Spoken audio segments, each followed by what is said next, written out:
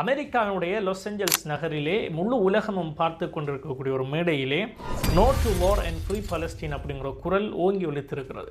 இந்த குரல் தான் இப்பொழுது 2 நாட்களாக முழு உலகத்திலும் இருக்கக்கூடிய சர்வதேச ஊடகங்களில் எல்லாம் பேசுபொருளாக இருக்கிறது.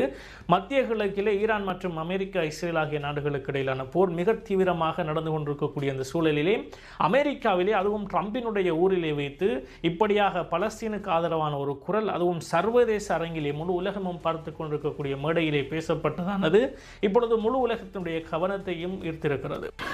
No to war and free Palestine.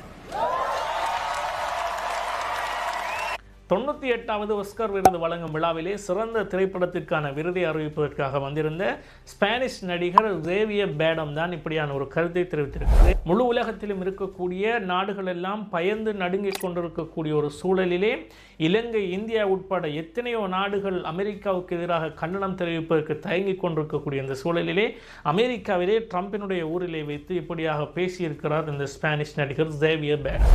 Xavier Bardem அவர்கள் இதோடு நிறுத்திவிடவில்லை. வெளியே ஊடகங்களை சந்தித்து அவர் பேசுகின்ற பொழுதும் கூட இந்த இல்லீகலான போரை கிரியேட் பண்ணியது, இந்த இல்லீகலான போரினை கிரியேட் பண்ணியதே நெதன்யாகவும் ட்ரம்பும் தான் என்கின்ற ஆணித்தனமான தன்னுடைய கருத்தையும் இவர் தெரிவித்திருக்கிறார்.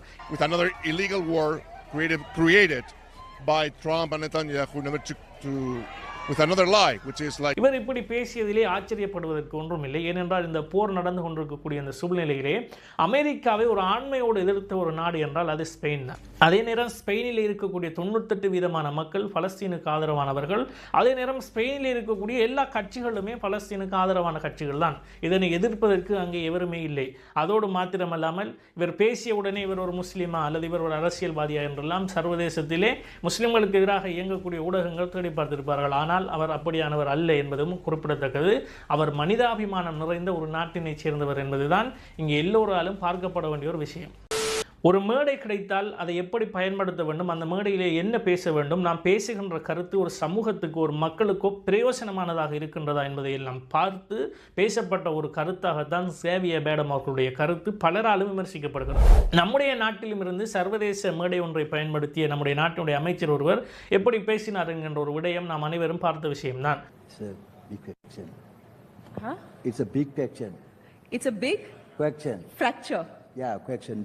ஏன் அமைச்சர் சுனில் ஹந்தனத்தி அவர்களுடைய அந்த வீடியோவை நான் இந்த பதிவில் போட்டிருக்கேன்னு சொன்னால், காலங்காலமாக முஸ்லிம்களுக்கு வழங்கப்பட்டிருந்த பிரதிநிதித்துவ அரசியலை முதன்முறையாக மாற்றம் என்ற பெயரிலே ஆட்சிக்கு வந்த இந்த அரசாங்கம் நிறுத்தி இருந்தது. அதற்கு அந்த அரசாங்கத்திலே இருக்கக்கூடிய முக்கியமான ஒரு நபர் கூறிய ஒரு விஷயம்தான், முஸ்லிம்களிலே இதற்கு தகுதியானவர்கள் இல்லை என்றும் சொல்லியிருந்தார்கள். முஸ்லிம்களிலே தகுதியானவர்கள் இருந்தால் தேசிய பட்டியலில் கொண்டு வந்தேனும் கொடுத்திருக்க முடியும், ஆனால் அவர்கள் அப்படி செய்திருக்கவில்லை. இப்படி சொன்ன ஒரு அரசாங்கத்துடைய அமைச்சர் ஒரு சர்வதேச மேடையை எப்படி பயன்படுத்தினார் என்பதை காட்டுவதற்காக தான் நான் அந்த வீடியோவை நினைத்திருந்தேன். அது மட்டுமல்ல, இந்த அரசாங்கத்துடைய பல அமைச்சர்கள் இப்படி எல்லாம் பேசியிருக்கிறார்கள். அது ஒரு புறம் இருக்கட்டும்.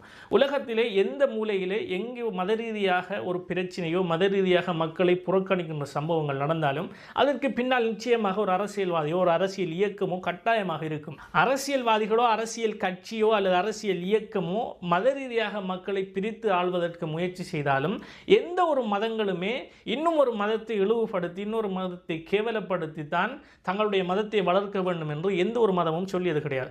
அதையும் தாண்டி எல்லா மதங்களும் மனிதாபிமானத்தையும் மனிதத்தன்மையையும் தான் முன்னிறுத்தி இருக்கிறது. உலகத்தில் இருக்கக்கூடிய பெரும்பாலான மக்கள், ஏன் உலகத்தில் இருக்கக்கூடிய ஒட்டுமொத்த மக்களும் மனிதாபிமானத்துக்கு தான் முன்னுரிமை அளிப்பார்கள். மதங்களை கடந்து மனிதம் தான் நேசிக்கப்படும் என்பதற்கான சான்றாகத்தான் அமெரிக்காவினுடைய ஜனாதிபதி இந்த போரை நடத்துகிறார். ஆனால் அமெரிக்காவிலே நடந்த ஒரு நிகழ்விலே முழு மக்களும் ஜேவியர் பேடம் அவர்கள் no to war and free Palestine என்று சொன்னதற்கு முழு அரங்கமும் கைதட்டி இருக்கிறது என்கின்ற சம்பவம் இந்த முழு உலகத்துக்கும் மனிதாபிமானம் இன்னும் உயிரோடு இருக்கிறது என்பதை சொல்லியிருக்கிறது. No to war and free Palestine.